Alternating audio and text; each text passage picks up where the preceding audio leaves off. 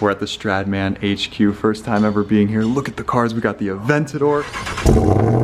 Oh, madman. The answer is 0. We did it for 4.4% of the dealership quote. You gotta be kidding me. We are definitely back in business.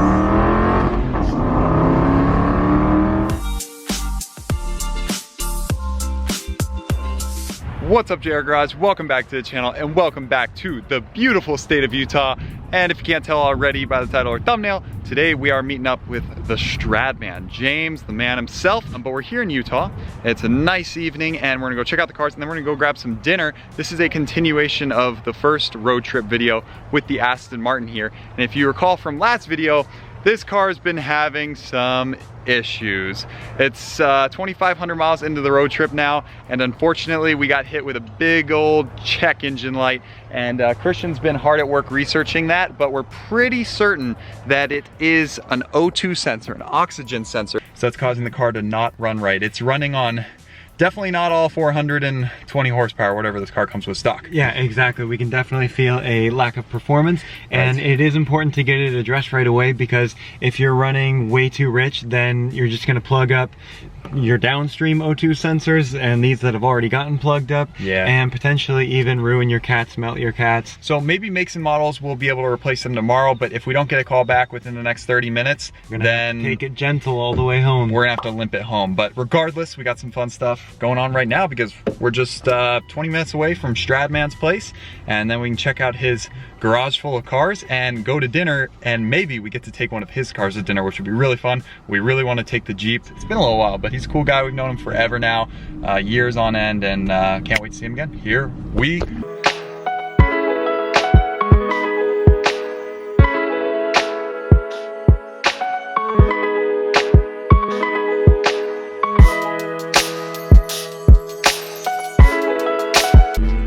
boom, just like that. We're at the Stradman HQ, first time ever being here. Look at the cars, we got the Aventador. Wait a second, what is this? Is this like a wide body kit for the Supra? Not just a wide body kit, but a big old wing. Oh, he's got a big wing too. There's the Gallardo. Oh, I completely forgot about the Gallardo. I knew I was missing a car in that intro. Gated manual Gallardo. Oh, gotta love it. So he just wrapped the Supra. He did a satin red. This looks so cool. I know everyone thought he was gonna do purple again. You can't have everything purple. Oh man, look at this. Oh, this is so sick. Look at that gated 6-speed manual. All right, he should be in here somewhere. He probably hears us filming out here, so he'll probably be out in a second. Ooh, look at the 1016 kit on the Aventador. Right? I wasn't sure about it on video either. Purple, white wheels. Christian, you really like it. I like it. I'm sold in person. You're sold? Absolutely. Okay. Wow. Comment down below, guys. Do we need to do a purple wrap on the R8 or one of our cars? I don't know. NAV12. Ooh, the FI exhaust. Man, this is so cool. You know, we've seen Stradman at a bunch of shows and across the country, but we haven't been to his house here to see his whole collection at once. Speak of the man, there he is. So, Christian and I are trying to figure this out. Yeah. What do we got here? Looks like a little wide body kit of some sort. This is the Pandem wide body kit for the Supra. Oh man, so by the time our video goes live, you're probably gonna be installing this already. Hopefully, that's the goal. So yeah, this piece is gonna go on, and then the wing is massive. Yeah, this is a big old wing. Yeah, it's gonna be insane. This is a full send. It's gonna go on kind of like. That's gonna look really good though. It's gonna be insane. Wow. Yeah, I'm really excited. Yeah, it's gonna look nuts. Whoa, yeah. Oh, yes. Yes. Well done. How many miles is on it now? 6,500. 6,500, because you drove it all the way back from New York City? Yeah, so I bought it in Long Island. Uh-huh. And I drove it back to Utah. I was home for like 2 days. And then I drove it to Monterey for Car Week, and then back to Utah. So it's probably the highest mileage Supra out there. Probably. I would assume so. Yeah. You actually drive your cars. Like we drove our Aston Martin home from Seattle. Why ship it? The Aventador is an absolute disaster because I was driving it in like a hurricane the other day. But like that's just what it is. How many? Nothing crazy on that mileage wise, right? 22,000. Okay, well that's still really good for. 10,000 on that in 10 months, which isn't bad. Okay, that's really good. Yep. And then the Gallardo has 49,000. About to hit the big 50. I bought that with 9. And like, especially when you have all these cars, it's hard to rack up a ton of miles on one car because you're always rotating. Exactly, yeah. So the good old Gallardo here, 6-speed. I was just showing them that. How about, don't you just love cars where they just constantly go up in value? Just keep going up. They're not gonna stop. Gated manuals. I love this car. This car, I'll never sell this car though. So as much as it goes up, it really doesn't matter. So I'm never gonna sell it. It's pretty much, it's worth what you paid, if not more. And you've put, and I put 40,000 miles. 40,000 miles. Very similar to our green car. So of course we got the Verde. Except mine is not twin turbo. Okay, okay, But, yes, you know, yes, I don't know why yes. you had to do me like that. Jeez. Yes, but we both got the best colors. Yes, it's true. Orange and green. And you hit the big 2 million. I did, yeah. Congrats, Yeah, congrats. thank That's you. huge. 2 million, almost 1 million, almost both in the 7 digits. You guys haven't seen the Jeep? Oh yeah, the Jeep. It has a Hellcat engine. Yes, look at that. You need, Oh boy, you you need need pallets just to see into it. That's actually. Oh gosh.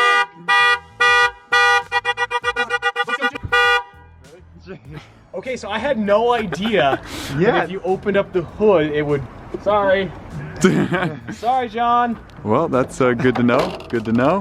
Yeah. Holy.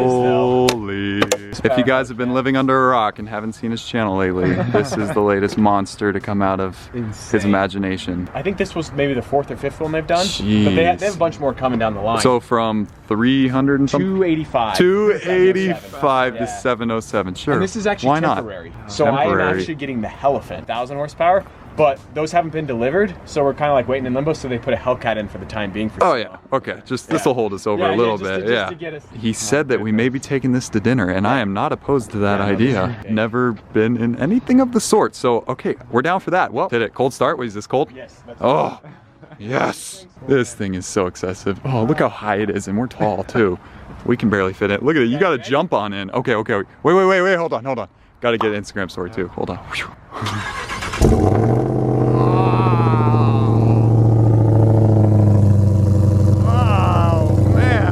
I would literally have to jump into this thing. That's insane. You can fit a whole car underneath here. We thought we were crazy putting like big 35-inch wheels on our truck, and here you go 40s. Oh. not bad, eh? Madman. I got the biggest smile on my face. Okay, so dinner time. Let's do it. All right. Oh my goodness. Let's do this thing. We're literally very tall people, and we still have to like jump. Oh, what the heck?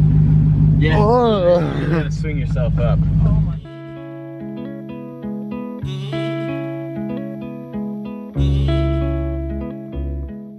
Well, getting the tour of all the cars was amazing. Come to Arizona soon. You said you want to. Okay, he's coming in January. I'm marking it on the calendar. Sell the UGR 1 week after he comes, so that he can still experience it. I like that idea. We have a 10-hour drive ahead of us through the night. Yeah, thanks so much once again. What a fun way to spend the evening. Keep doing what you're doing. All right, see you later. Bye. So long from the Stradman garage. All right, I think it's time we hit the road. Here we go.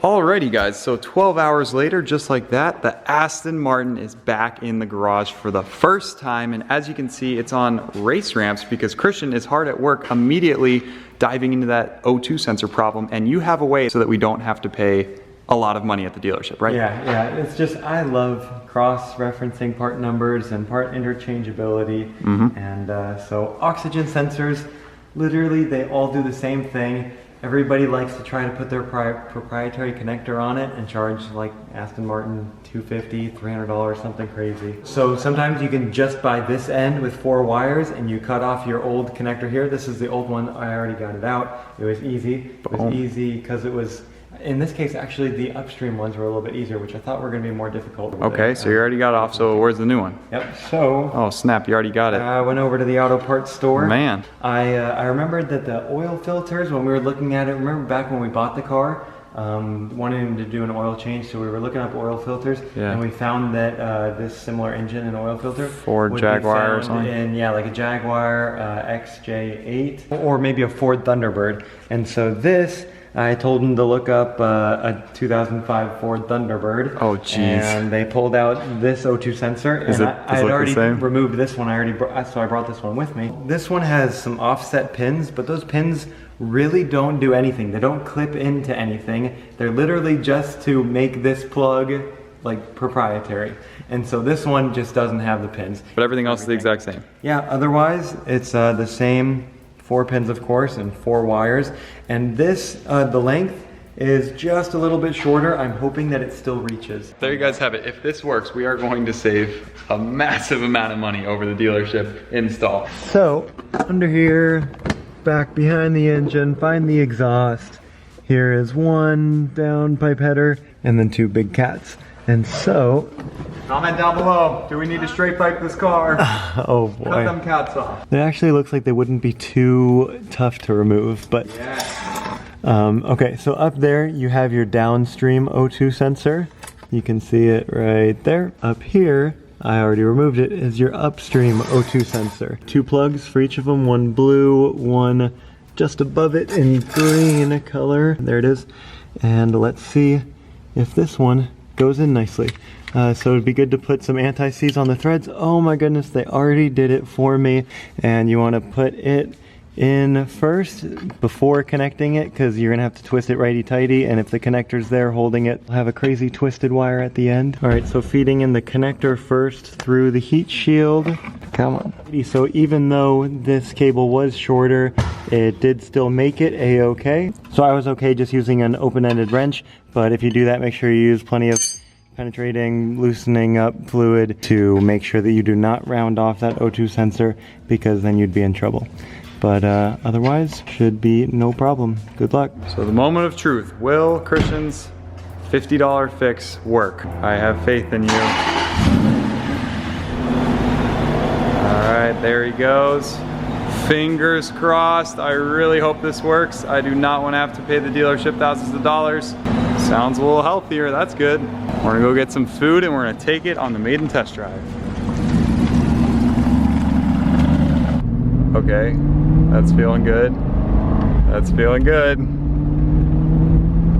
No check engine lights, that's good. Yeah, I don't want to speak too soon, but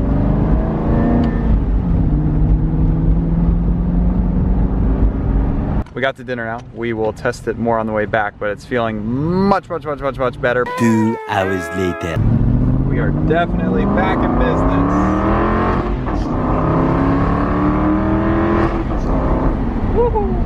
We finally got all of our horses back, that's for sure. That did the trick.